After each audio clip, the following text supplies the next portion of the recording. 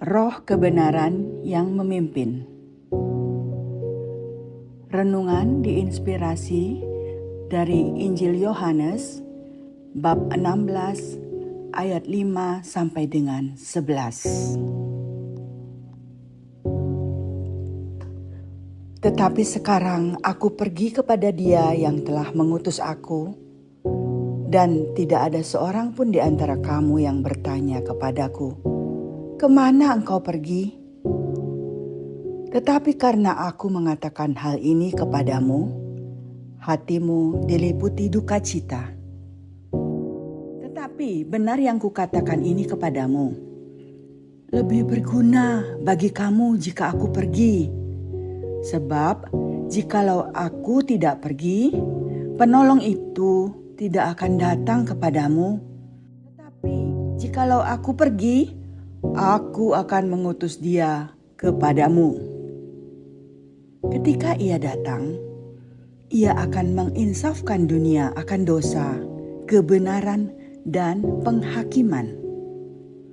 Akan dosa, karena mereka tetap tidak percaya kepadaku. Akan kebenaran, karena aku pergi kepada Bapa dan kamu tidak melihat aku lagi. Akan penghakiman, karena penguasa dunia ini telah dihukum. Demikianlah sabda Tuhan. Terpujilah Kristus. Dalam Injil Yohanes bab 16 ayat 5 sampai dengan 11, Yesus berbicara tentang perpisahan, namun bukan tentang kehilangan. Ia pergi, tetapi bukan untuk meninggalkan. Ia berjanji mengutus Roh Kudus, Sang Penghibur, yang menyingkapkan dosa, kebenaran, dan penghakiman. Perpisahan sering terasa seperti malam yang panjang, tetapi justru di sanalah fajar iman lahir. Roh Kudus bekerja dalam sunyi, menyadarkan hati yang beku, meneguhkan jiwa yang goyah, dan menuntun kita melihat terang salib sebagai kemenangan, bukan kekalahan. Kehidupan sehari-hari pun menjadi ruang nyata bagi karya Roh Kudus. Pagi itu, lini masa media sosial dipenuhi berita tentang seorang pejabat publik yang terseret kasus korupsi. Wajahnya terpampang di layar. Senyumnya yang dulu penuh janji, kini tertunduk di hadapan hukum.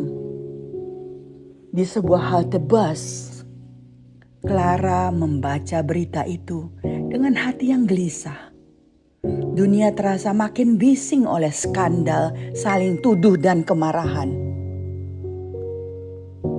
Malam sebelumnya, ia merenungkan Injil Yohanes bab 16 ayat 5 sampai dengan 11.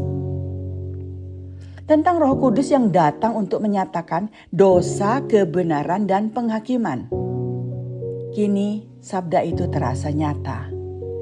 Bukan hanya bagi tokoh di berita, tetapi juga bagi dirinya sendiri. Di tengah hiruk pikuk opini dan perdebatan, Clara menyadari sesuatu yang lebih dalam.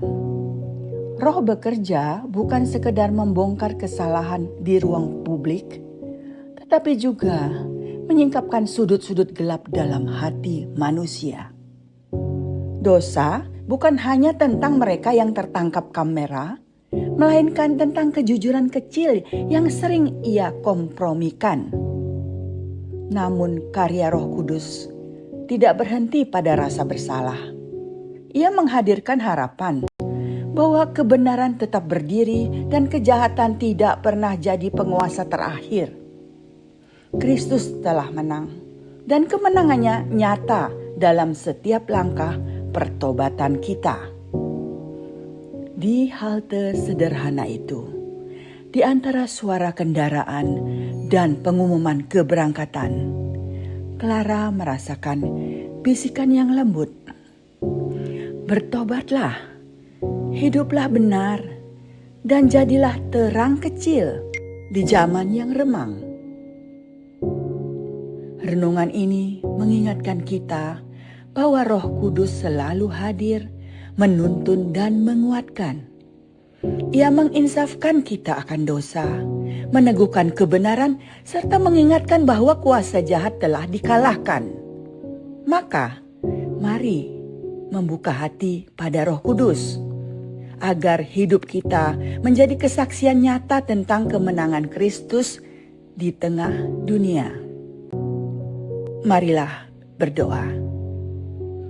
Bapa yang Maha Baik, terima kasih atas berkat dan cinta-Mu.